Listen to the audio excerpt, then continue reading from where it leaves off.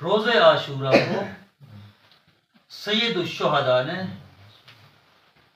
گھوڑوں کی رکابوں پہ بلند ہو کر قوم اشقیا کو پکار کے کہا لما تستحلون دمی، تم جو مجھے قتل کر رہے ہو میرا خون کیوں حلال کیا ہے؟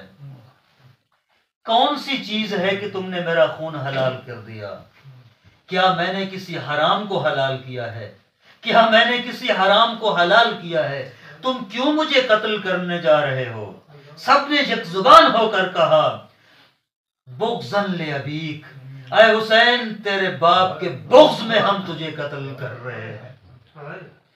یہ ساری دشمنی علی سے تھی۔ پس یہ لوگ انتظار میں تھے کہ کب رسول کی آنکھ بند ہو۔ ایک جملہ کہہ رہا ہوں، سوچئے گا اس جملے کو۔ جس کی جتنی رسول سے زیادہ قربت تھی اسی کو سب سے زیادہ مشکلات آئیں۔ مردوں میں علی سے سب سے زیادہ قریب علی تھے، اس کو سب سے زیادہ مشکلات کا سامنا کرنا پڑا۔ عورتوں میں سب سے زیادہ قریب پیغمبر کے جناب سیدہ تھی، سب سے زیادہ مشکلات جناب سیدہ کو۔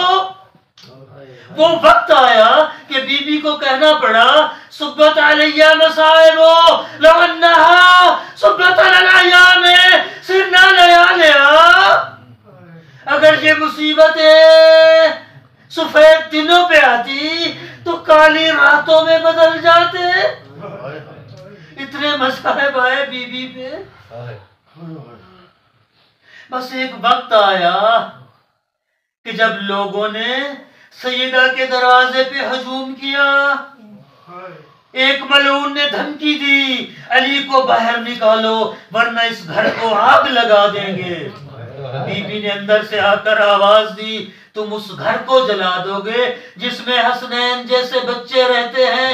وہ ملعون کہنے لگا وَإِنْ، اگر رہتے ہیں تو رہتے رہیں، ہم آگ لگا دیں گے، صرف کہا نہیں لگا دیا۔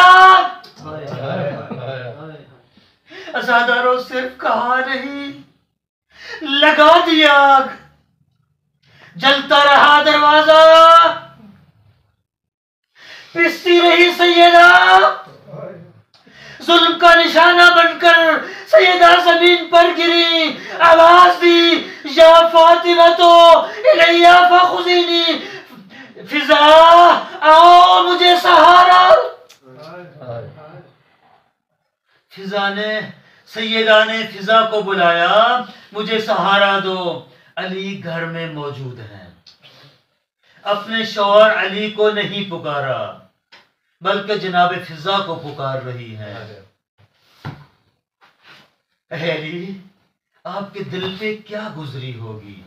ہے نا یہ فطرت کا تقاضا، جب کسی بیوی پہ کوئی مشکل آئے سب سے پہلے اپنے شوہر کو صدا دیتی ہے۔ بی بی نے اپنے شوہر کو صدا نہیں دی، فضا کو بلایا یا فضا تو خذینی، فضا مجھے سہارا دو۔ شاید بی بی نے یہ خیال کیا ہو فضا آئی، بی بی کو سہارا دیا، بس ساری گفتگو چھوڑ دی۔ ایک وہ وقت آیا علی گھر میں آئے، جناب سیدہ صحن خانہ میں گھٹنوں میں سر رکھے گریہ کر رہی ہے۔ علی سامنے آ کر بیٹھ گئے، کہتے ہیں بنت مصطفیٰ کیوں رو رہی ہو؟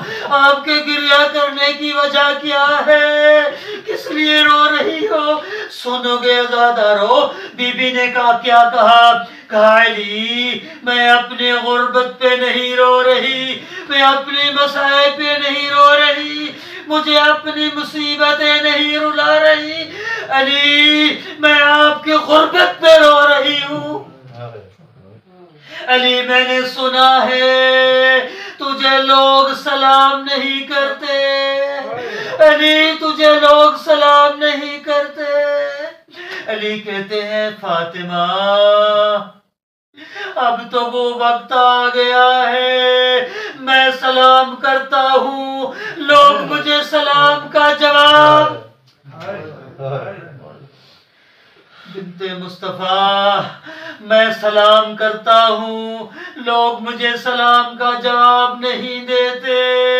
وہ وقت آیا، امیر المومنین مسجد کی طرف چلے گئے، بی بی نے اسما کو بلایا، کہا اسما میں لیٹ رہی ہوں، صحن خانہ میں سو رہی ہوں، دیکھیے جب تک میری تسبیح کی آواز آتی رہے سمجھنا میں زندہ ہوں، جب میری تسبیح کی آواز رک جائے سمجھنا میں بابا کے پاس چلی گئی۔ جناب سیدہ چادر اوڑھ کر صحن خانہ میں سو گئی، جناب اسما بیٹھی دیکھ رہی ہیں، سن رہی ہیں، کان لگائے سن رہی ہیں، تسبیح کی آوازیں، تقدیس کی آوازیں آ رہی ہیں۔ ایک وہ وقت آیا جب تسبیح کی آوازیں آنا بند ہو گئی، جناب اسما نے جو کان لگائے تو انا للہ و انا الیہ راجعون۔